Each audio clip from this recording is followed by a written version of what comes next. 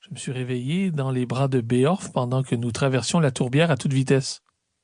Comme tu le sais maintenant, l'abbaye a flambé, dit tristement Médusa. Les pauvres moines se promènent autour de leur bâtiment, mais la chaleur est si forte qu'ils sont incapables d'approcher.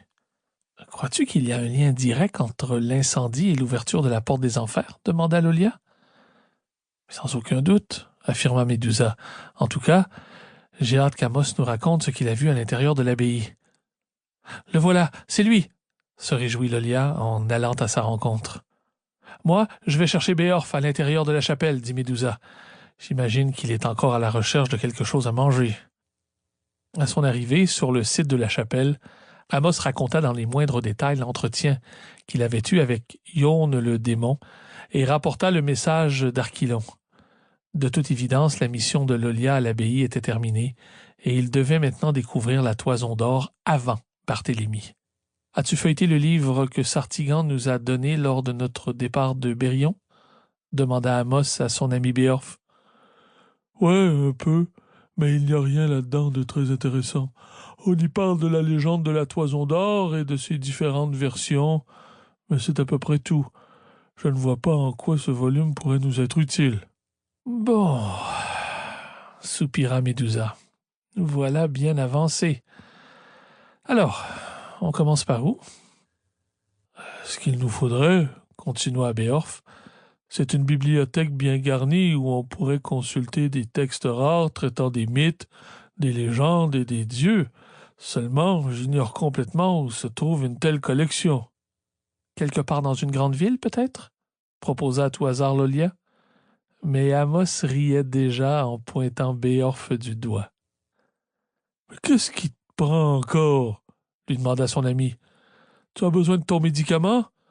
Je pense que tu nous fais une petite rechute. » « Mais non, arrête! »« C'est que tu me surprendras toujours, Béorf, » dit Amos en essayant de contenir son emballement.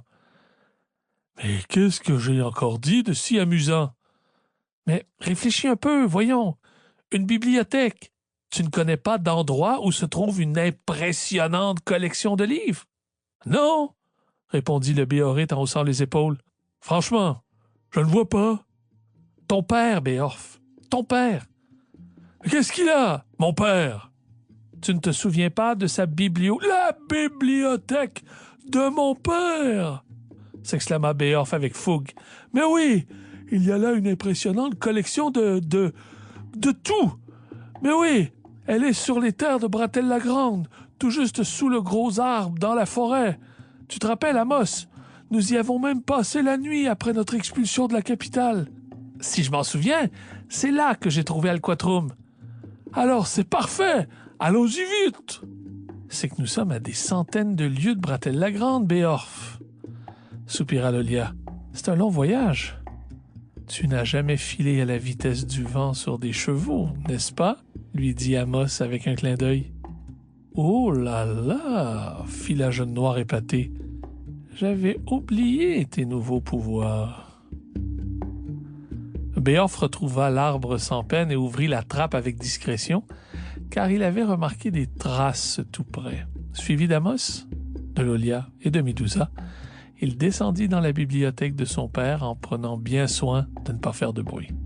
Surprise. Des dizaines de chandelles allumées étaient disposées sur le bureau et le son d'un ronflement leur fit remarquer que quelqu'un dormait dans le fauteuil d'Evan Bromanson. Des livres étaient éparpillés aux quatre coins de la pièce en désordre.